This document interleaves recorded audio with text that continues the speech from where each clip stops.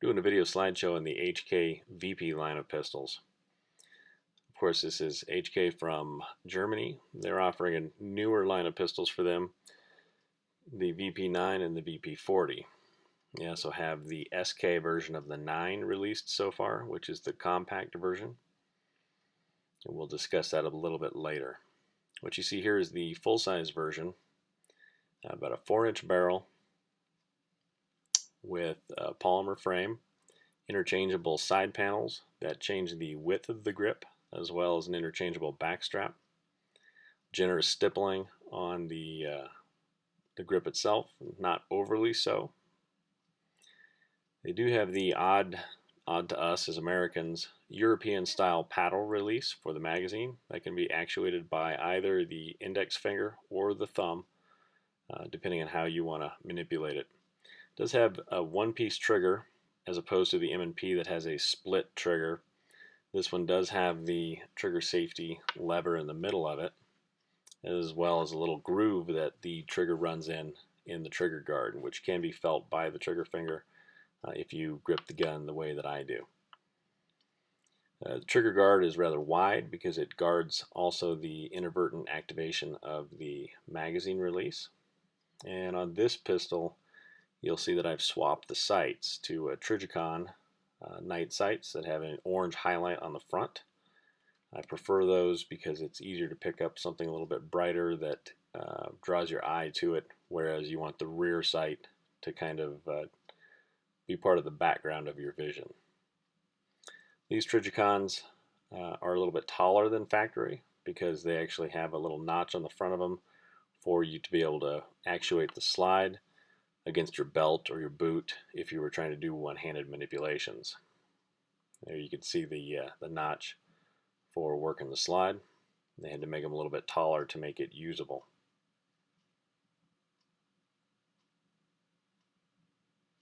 Here's another view of the full-size pistol.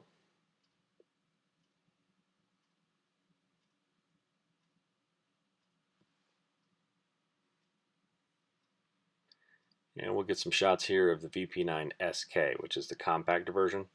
Instead of the 15 round magazine capacity of the full size, the SK has a standard magazine capacity of 10. Extended magazines are available in various lengths that are going to be released shortly. This gun, in comparison to the full size, runs about 3/4 of an inch shorter and 3/4 of an inch shorter in both directions, I guess I should say. So you'll see an overlay here, a couple different pictures showing how they match up.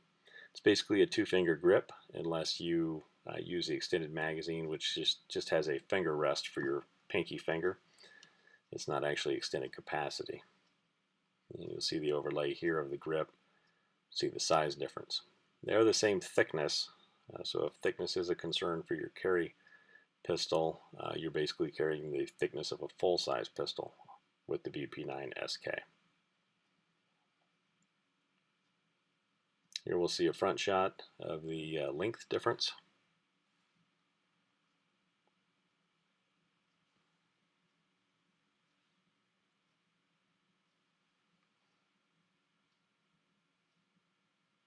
You see the stock sights are still on the VP9SK. In the photos, I haven't swapped those out yet. And there's a picture of that finger extension magazine.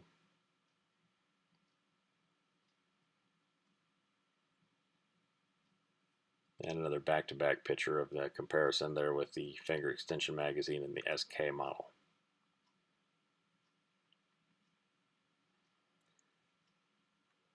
With all my years of experience with the M&P, I wanted to go ahead and show one of those side by side. There were some questions as to whether or not the VP9 was really a full-size pistol, and yes it is. It matches up almost inch for inch with the M&P. When you look at the height of the grip and everything, they're virtually identical. And that M&P is the full-size frame with the 4 1/4 inch barrel. The barrel on the VP9 is just a tad shorter.